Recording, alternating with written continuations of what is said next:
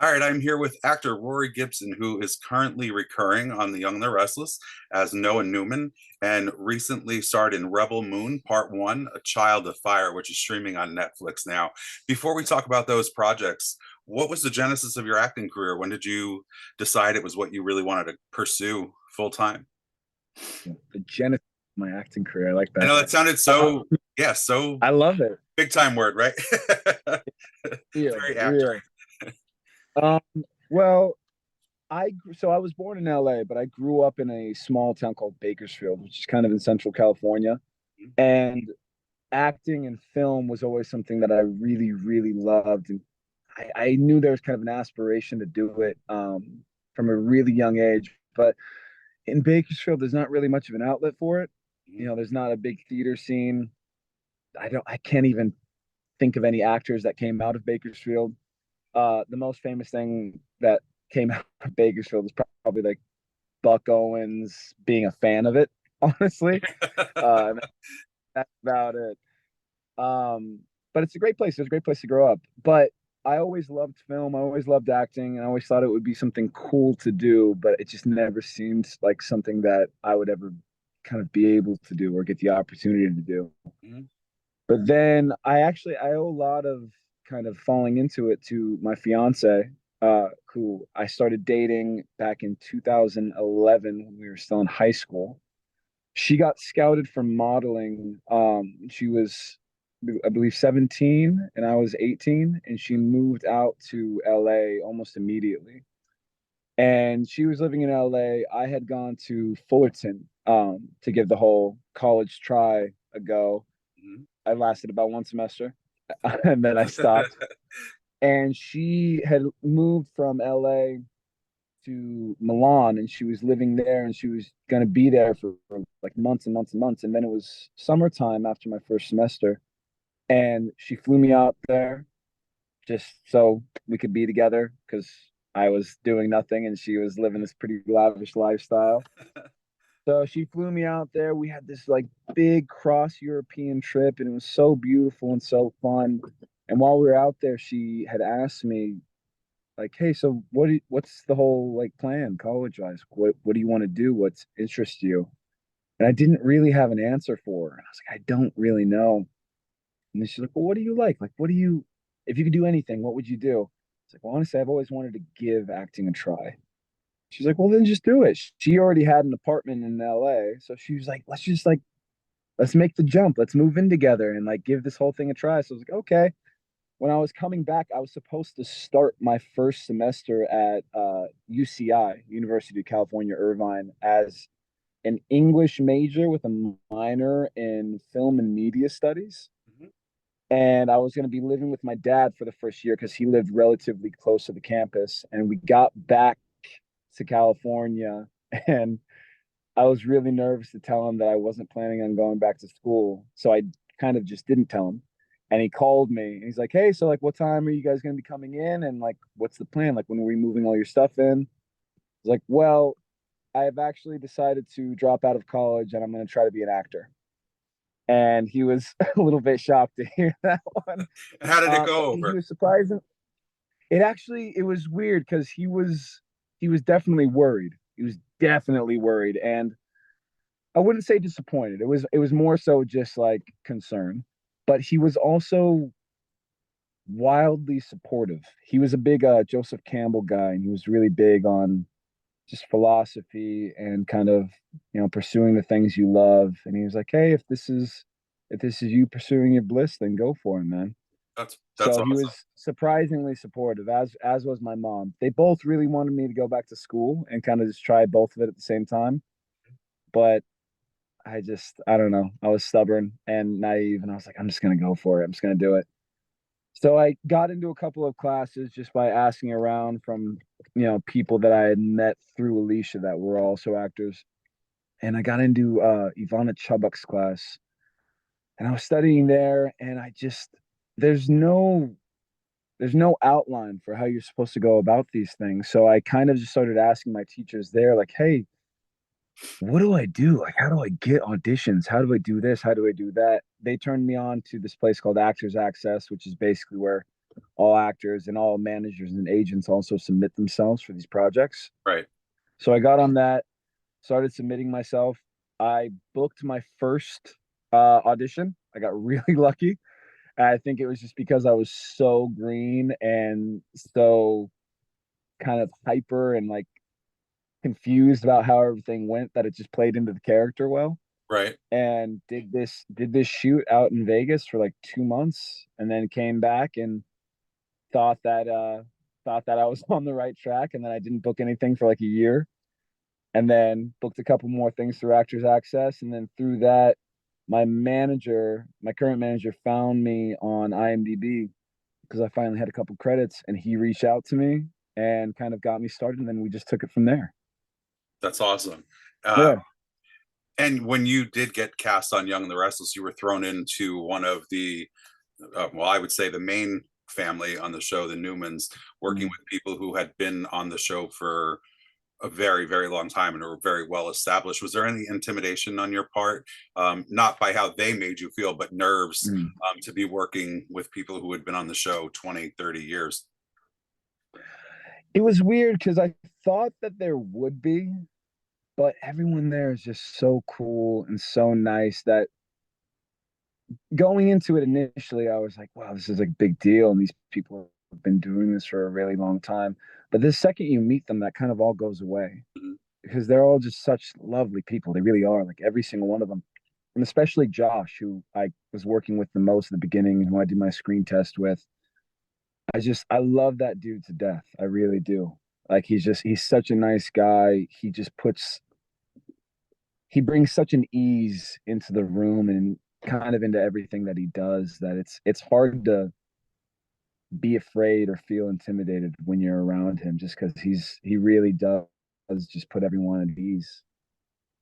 Did you have any reservations because you were coming in as a recast, or did you want to make the role your own right off the bat? I was curious about that. I was kind of curious about how to go about that because I didn't want to do a disservice to Rob, who played it before me, who I never had the pleasure of meeting, but I saw some of the stuff he did, and he was a wonderful, wonderful actor. Um, but at the same time, I didn't want to try copying anything he did. So with that in mind, I was like, I feel like I just have to make this my own. So I came into it. I had seen a couple of the things that he did, and I thought he was wonderful. I thought he did such a great job. But just for myself, I felt like I couldn't try to replicate anything because if I did, I just don't think I would have done well. So Yeah, I really had to just kind of make it my own.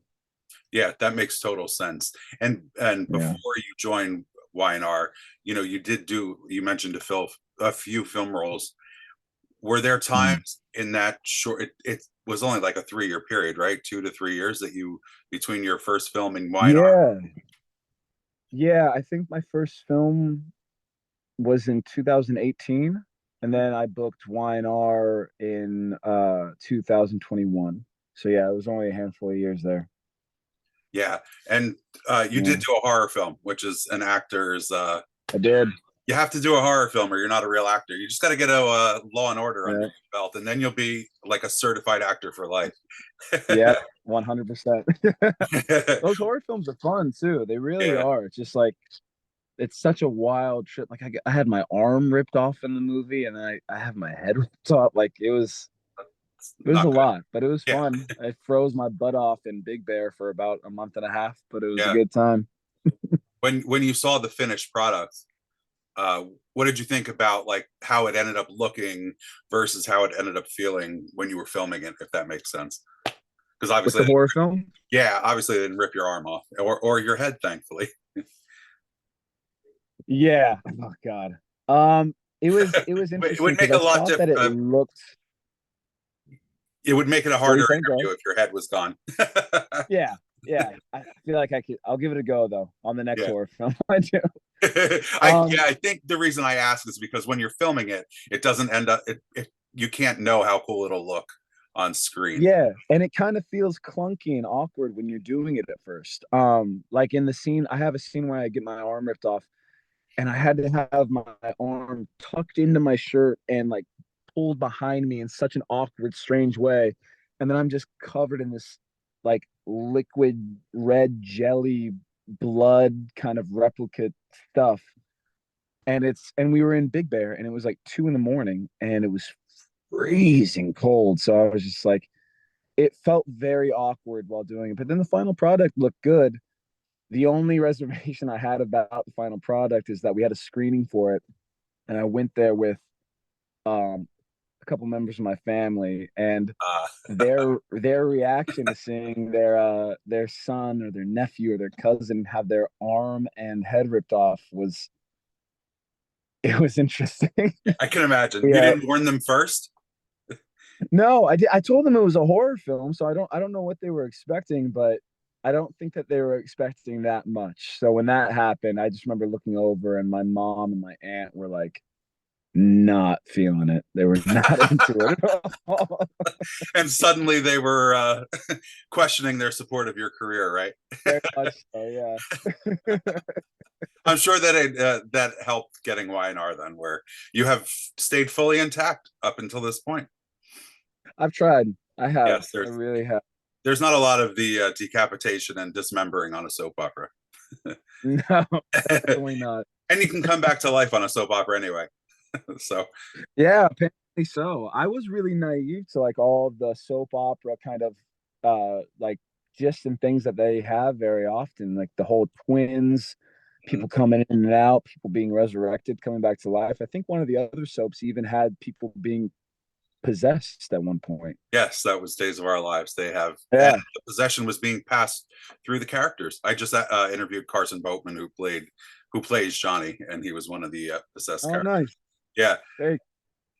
So you're technically recurring right now on Y&R. What have you been doing in the meantime? I know you have a film coming out called How Jessica Died. Is that something that's going to be out soon? What can you talk about So that film? I honestly I don't really know what's happening with that one. That one originally was called The Grounds. That's the first movie I ever did. Really? Um, yeah, that was the very first film that I ever did. I did that back in 2018, and that was when I shot out in Vegas, and it was a Okay. great time. And it was I think it was just one of those ones where it was another horror. It's one of those cool, weird horror indie films. That like it's such a cool story, but these horror indies sometimes they have trouble finding financing and finding someone that they want to distribute with. So it's just taken a while. But the whole team that we worked with on that was fantastic. I had a lovely time. It was a great little intro into acting. And I hope they're all doing well. But yeah, I'm not totally sure what's going on with that. I haven't spoken to a lot of them in quite a long time since then, pretty much. Yeah, and being that that was your first experience and having it Mhm. sit on the shelf now for that many years, Mhm. does that give you any pause in terms of, hey, this might come out maybe 5 years from now, 10 years from now? Are there other projects that you have already shot that are waiting for distribution, or is that? Yeah, to a degree. So the other horror film that I did called Severed Road, that one we had a screening for it, but it has yet to be distributed. And that I think I shot that one in 2000. I think I did that one in 2018 as well, actually. Um, and that's kind of just how it goes with these indies. Like you shoot them, you have a great time, you get it done, and then the rest of it is kind of just up in the air about whether they're going to get picked up or not. But the way I look at it is like I kind of try to look at it more as the experience rather than the final product. So it's like, hey, I did my part with it. Yeah, I had a great time. I put my best foot forward, and now it's up to the whims of whoever has the rights to it to do with it what they may. right. That's a Yeah, really great way to look at it, because you could get discouraged as an actor if you're like, oh, I'm shooting all this stuff, but now it's having a problem finding the light of day. And yeah. did having a high profile role on Y&R help with some of that when you were waiting to hear on some of these other projects that hadn't gotten the green light to be fully go through production fully? With the ones from the past, not so much because with the grounds now known as I think How Jessica Died, I believe it's what it's called. And Severed Road, I have no clue what's happening with those Yeah, anymore. But just being on Y&R in general, in regards to future projects or projects that I've done since I've been on the show, helped tremendously. It Yeah. really, really has. I got really, really fortunate. I did this right after I went recurring on the show and was able to start auditioning for other things. I got to do Rebel Moon, and I think seeing like 90 to 100 episodes of television and a soap opera in general, it really does help on the resume. It really does, because it just shows that, like, okay, you've worked quite a bit. Mhm. And then being on a soap opera, from what I've learned, like it shows that you also have work ethic. Mm. Like if you've been on there for a while, because we move, as people know, like we move quick. It's Yes. quick, quick, quick. Like you have to come ready. You have to come knowing your lines. You have to come with ideas. So yeah, being on a soap, it takes a lot of work. And having that on your resume, in my experience thus far, it's helped significantly. I got to do Rebel Moon. I did this cool short film with Rachel Sennett called Jupiter that should be coming out soon. And it's a proof of concept thing for this Adam McKay thing. Mhm. And yeah, it's been great. And it's helped getting cool auditions and the whole shebang. What was Rebel Moon like filming? Incredible. It Yeah. was yeah, it was one of those weird ones where while it was happening, it was so overwhelming in the best way that I was kind of just I was really focused on getting the job done Mm. and just like, okay, like this is what I have to do, like let's do it. But then all the drives home were like the best feeling ever, because you drive home and then you get to let loose a little bit. And I was just like, I can't believe I just did that. Like this is incredible. It's just so cool. And then I'm really excited though for the Snyder cut version to come out, because as I'm sure you guys have seen from my Instagram posts, my scenes were very, very much so rated R.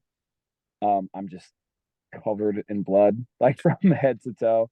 And in the original theatrical release, they pulled that back a little bit because they ended up going with the PG-13 rating. But in the rated R version, I'm hoping a lot more of my scenes gets kind of make the cut on that one, because it was some really fun stuff. And Sophia, the lead, was just so incredible and so cool and so nice. And then working with Zach, it was so refreshing and cool to see a director of his caliber be so excited to Mhm. be at work. He was so excited. And he was so like he was like a kid in a candy store kind of thing. He was just so pumped to be there. You could tell that he just genuinely loves what he does. And yeah, it was a really invigorating experience. It was great. One of the images that are that has circulated widely was of your character actually being Mm. dead. I mean, the look, Yeah. well, the look in your eyes, yet while not trying to have a look of anything, is pretty piercing and pretty haunting. Was there something that you focused on, or did you just have to like blank out in your mind? I mean, because you have to actually lie still. It was a weird mix. So we filmed that scene for a whole day. Mm. Um which which that was kind of a different experience too, coming off of doing so much Y&R stuff where we do a whole episode in a day sometimes. Yeah. And we have to move so quick. It felt strange having so much time, Mm. where it's just like, all right, here's the scene. Whereas I'm at this point, I'm used to doing a scene in like 10, 15 minutes. With this scene, it's like, all right, we're going to do the scene and we're going to do it all day long and we're going to be here for 12 hours. Yeah, It's like, that's okay, cool. So we did it big difference. quite a lot. Yeah. And I think towards the end there, it was a mixture of just being like the more you get to work it, the more understanding you have about it, the more notes you get. And then also just you kind of just fall into the scene more. You get more of the feel for it. And especially because it's funny, I feel like Zach is very notorious for his sci-fi kind of special effects stuff. Mhm. But the set that we were on, we were surrounded by a green screen, but we were actually laying on a practical set. So they had built this battlefield and there was fake snow coming down and it was cold in there. So he really kind of puts you in the environment to just be feeling it. And with all that, and then just having some reps behind it, I feel like it kind of just got me to that place where I'm like, all right, this is what's happening. And what I wanted to do, I wanted to just be as much of a service to Sophia in that moment, because she's the lead and the scene is about, it's not really about me. It's about what this experience did to shape her into the person that she became later on in the film. Mhm. So I kind of wanted to just feel it as much as I could and let it affect her as much as I could. And with that, I think brought a lot of focus and a lot of feel, and we were able to just get it done. Nice. Well, it seems like there's a recurring thing of you being cold, bloody, and dead. So let's try not to have that for the next project. Yeah, I don't know. I've You seem died like a in nice almost guy. I don't know why everything. everybody wants to kill you in all your I projects.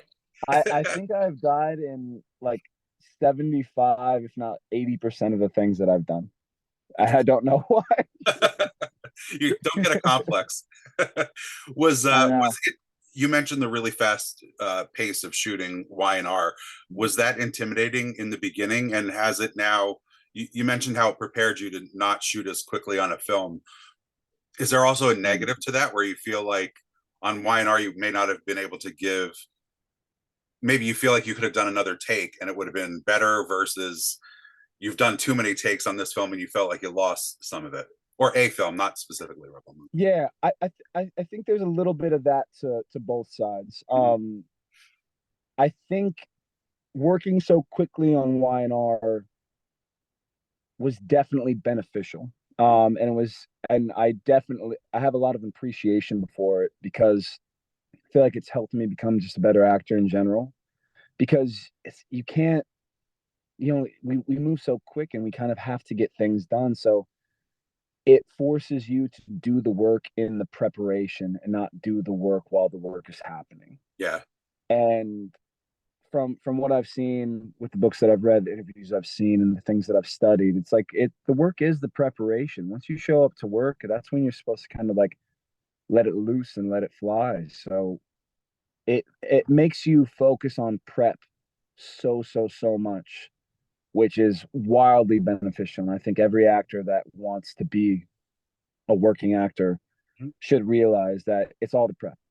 That's all it is. Yeah. It's all in the prep, and then you show up to set and you let it all go and you let it loose, and what happens happens. And if you prep enough, then you're going to be fine, and not even fine. You're going to be good. Yeah. And then that kind of parlaying over into film, I don't think it's been detrimental going from quick to slow in regards to how we shoot.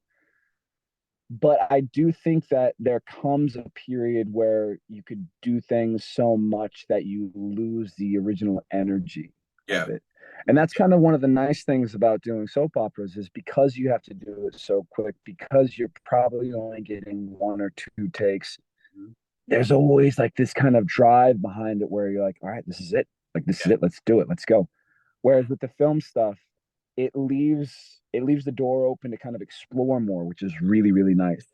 But if Right. it gets to a point where you're doing it over and over again and you aren't coming in with new ideas and you aren't coming in with new kind of perspectives of how to shift the scene, um, it could get a little repetitive. And that's just something where I feel like some people fall into that and it's a dangerous place to fall into. So Mhm. as long as you have ideas, as long as you're staying loose, malleable, and kind of in a state of just being where you're very open to what you're receiving and what you're listening to and open to change, then the film sets will be fine. And then in regards to being on the Y&R sets and the quick shoots, come in with those ideas, come ready to work, and you're going to be fine there too.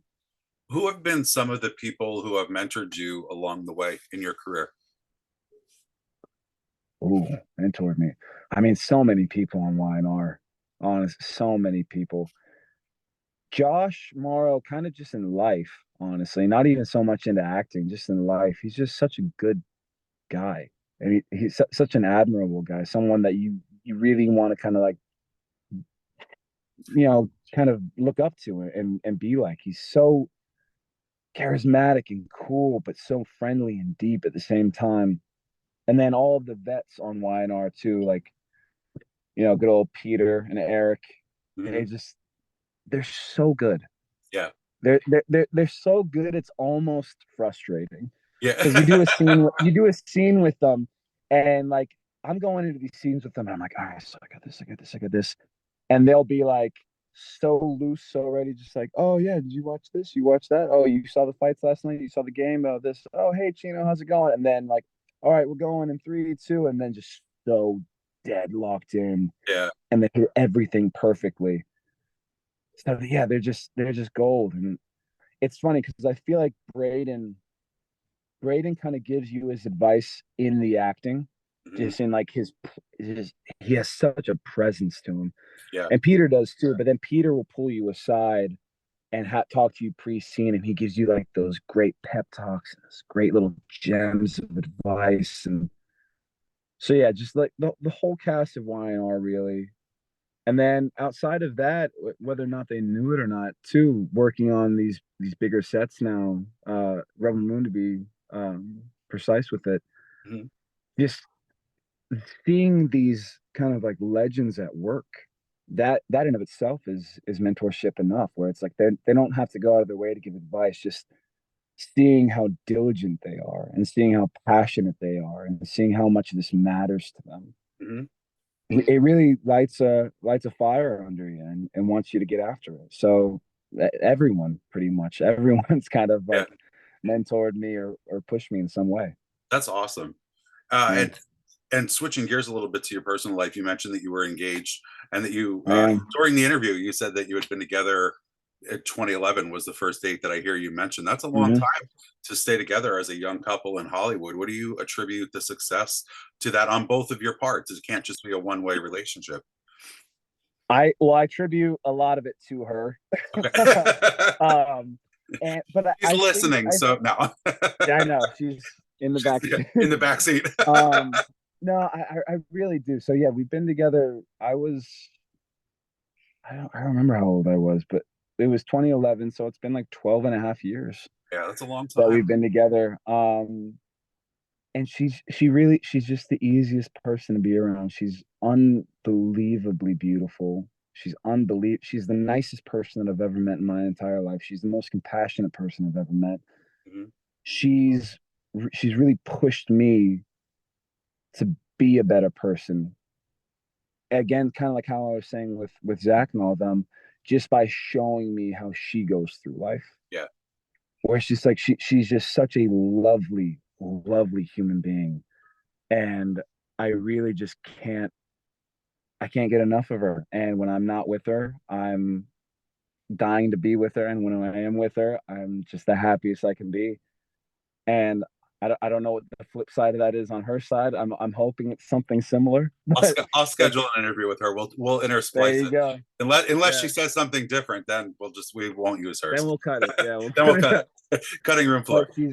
she's just such a lovely, lovely person. And I love her to pieces. And she's she's made it so easy. She really has. So I think that's the biggest thing. Like we don't fight, we laugh a lot, and we really, really love each other's company. That's amazing. Yeah, that's a Yeah. long time for a young couple to stay and in Yeah. together in Hollywood. That's just something in and of itself to be proud of. And I know there was another girl in your life, which is one of the things that really drew me to you, other than your talent, was the love that you have for animals and your dog Clementine, who Yeah. passed unfortunately. Um, Yeah. you did mention that you had another time. I'm sorry, another dog at this time. What was all that like for you? I mean, I know like animals are people's best friends, and it's just like a Yeah. an overwhelming, difficult loss. How did you get through that? It's weird. It is. It's a weird kind of unexplainable thing. Especially because me and Alicia, we've had a pretty. It's weird because I even feel strange saying unfortunate time because we lost our dog Jax in 2018 to cancer. Mm, We lost our boy Chet in 2019 to wait, no, not 2019, 2022 in 2022. So Jax was in 2018, Chet was in 2022, just to an adverse reaction to anesthesia during a very, very simple procedure. And then Clementine back in, I believe it was August, got diagnosed with I can't remember the exact name for it, but it was a form of heart failure. mm. And it's rough because me and Alicia, we always adopt through these rescue organizations, and Jax, Chet, and Clementine were both technically labeled as handicapped, or kind of like, no, I guess it would be like handicapped dogs into to a degree, because Clementine was born with some birth abnormalities. Chet had some severe trauma and scarring when he was very, very young, as did Jax. So you kind of go into these situations knowing that there might be issues down the line. The issues that came to be were not the ones that we were expecting, and just having those happen within a 5 6 year period, it was rough. It was really rough, Yeah, and it hurt a lot, and it was a weird thing to get through. But I attribute a lot of it to just, we both try to constantly keep in mind, it's kind of like that that old saying where it's better to have loved and lost than never to have loved at all. yeah, And I would rather walk around with the pain and the sorrow of having lost them than to have never experienced the immense, immense amount of joy and love that they brought into our lives. yeah. So I think that's what gets you through. And now we have Cloud and Otis, who are our new dogs. We got Cloud back in December of 2022. Yeah, 2022. And then we got Otis at the very beginning of January.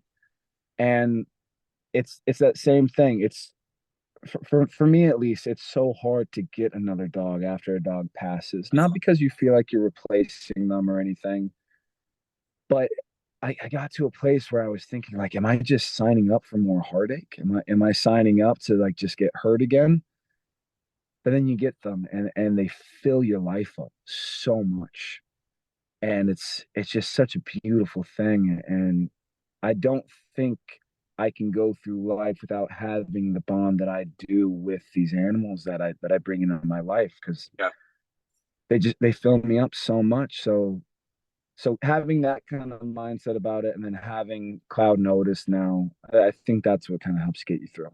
Yeah, and what you said was beautiful, because I think some people don't understand the connection between an owner and their dog. And when Yeah, you actually go through it, and you've gone through it multiple times, I have as well, it's just a different kind of love. It's a, it's like yeah, they don't are rarely disappointed in you. They're always happy to see you. They always want to play. yeah, They love that comfort of, and the security of sleeping together, and like just being yeah, held and petted. And it's just such a different bond. So I always get a little bit like, when people make stupid comments about, oh god, people love your dogs more than your kids, or blah, blah, you know it's yeah, a different love. It's not a yeah. it's crazy. It's anytime I've gotten that a couple times. Like I remember when my first dog passed, I had like a friend go like, "Well, it's just a dog, man." And the initial reaction is just kind of rage. You're like, Mm, but then I taper it back, and I think, well, it's like, okay, well, you haven't experienced this. yeah, You just don't know. You just don't know. And once you do experience this, you'll understand exactly what's happening right now, and why I'm yeah, feeling the way. for sure. I don't know if this is the same for you, but on those days when you actually have to put the dog to sleep, it's like all the memories you had, all the good memories, it seemed to like get obliterated in that 1 second of the Yeah, decision and it yeah, happening, and then you have to go back to remembering how great it was before it. It's just the yeah. weirdest kind of feeling when Well, you're and making that sacrifice for them. it's weird because it's an effort too, trying to pull those back, because with Jax and Chet, they both passed on during surgery, so we didn't have to make that decision. Mhm. But with Clementine, her heart had gotten so bad that they had basically told us that we can let her go home, but if she does, the chance of her having instantaneous death is very high, Yeah, and it's not going to be a comfortable thing for yeah, that's her. yeah, And we just and it's weird because your mind starts to trick you, and you start to think, well, like, no, I need to give her as much time as she possibly can. And I'm not going to make the decision to like let my dog go. yeah, But then you start to realize, like you were saying, like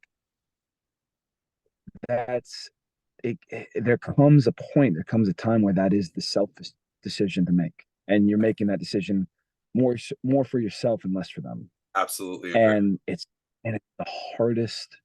It's one of the absolute hardest things that I've ever had to do, and it broke me to pieces, Yeah, and I was a wreck for weeks. And it's one of those weird things that, as I'm sure you know, having done the same thing, grief comes in weird waves where it's super heavy at first, and then all of a sudden you have a couple of really good weeks, and then it could be months down the line, and all of a sudden you feel terrible again one day for yeah. just thinking.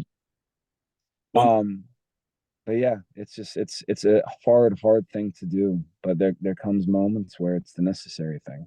absolutely. Well, Yeah. it obviously shows your heart, and like the interview kind of went a little bit sadder than I thought it would go, It's which is okay. Sorry, totally I'm fine. sorry. We're both dog people. We both get it, and I'm sure Yeah. everyone watching is as well. What are you looking forward to for the future? What kind of roles are you going to go after now that you've had the longevity on Y&R and these different films? Is there something you're excited to go after in terms of a like comedy or I'm terrified of comedy.